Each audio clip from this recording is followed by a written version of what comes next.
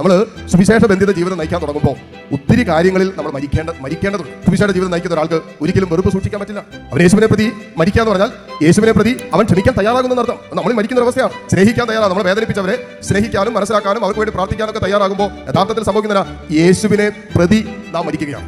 നമുക്ക് ഇഷ്ടമുണ്ടായിട്ടല്ല, നമുക്ക് സന്തോഷം തരുന്ന കാര്യമല്ല, നമുക്ക് ഉൾക്കൊള്ളാൻ അംഗീകരിക്കാൻ പറ്റുന്ന വിഷയമല്ല. ബട്ട് യേശുവിനെ പ്രതി, സുവിശേഷത്തെ പ്രതി, ദൈവരാജ്യത്തെ പ്രതി, എൻ്റെ നിത്യരക്ഷയെ പ്രതി, എൻ്റെ ആത്മരക്ഷയെ പ്രതി ഞാൻ ക്ഷമിക്കുന്നു, ഞാൻ സ്നേഹിക്കുന്നു, ഞാൻ എളിമപ്പെടുന്നു, ഞാൻ വിട്ടുകൊടുക്കുന്നു, കോട്ടയെന്ന് വെക്കുന്നു. പൗലോസിലെ റോമാക്കാരുടെ ലേഖനത്തിൽ ദൈവത്തിന്റെ കരുണയെക്കുറിച്ച് പറയുമ്പോൾ 5:8 ആ കാതലായ വചനം കിടപ്പുണ്ട്. ദൈവത്തിന്റെ കരുണ എന്താണെന്ന്, നാം പാപികളായിരിക്കെ, നീതിമാന് വേണ്ടി ആരെങ്കിലും മരിക്കാൻ തയ്യാറാകും, എന്നാൽ നാം പാപികളായിരിക്കെ ക്രിസ്തു നമുക്ക് വേണ്ടി മരിച്ചു. സ്വന്തം പുത്രനെ നമ്മുടെ പാപങ്ങളെ പ്രതി പാപികളായിരുന്ന നമ്മെ വീണ്ടെടുക്കാൻ വേണ്ടി പിതാവായ ദൈവം അയച്ചു എന്നതിലാണ് ദൈവത്തിന്റെ കരുണയും സ്നേഹവും ഇരിക്കുന്നത്. അങ്ങനെ കർത്താവിന്റെ കരുണ അനുഭവിച്ച നാം അനുദിനം എളിമപ്പെടുമ്പോൾ, വിട്ടുകൊടുക്കാനും വിട്ടുവീഴ്ചയ്ക്കൊക്കെ തയ്യാറാകുമ്പോൾ, ക്ഷമിക്കാൻ തയ്യാറാകുമ്പോൾ യഥാർത്ഥത്തിൽ സംഭവിക്കുന്ന നമ്മൾ യേശുവിനെ പ്രതി അനുദിനം മരിച്ചുകൊണ്ടിരിക്കുകയാണ്.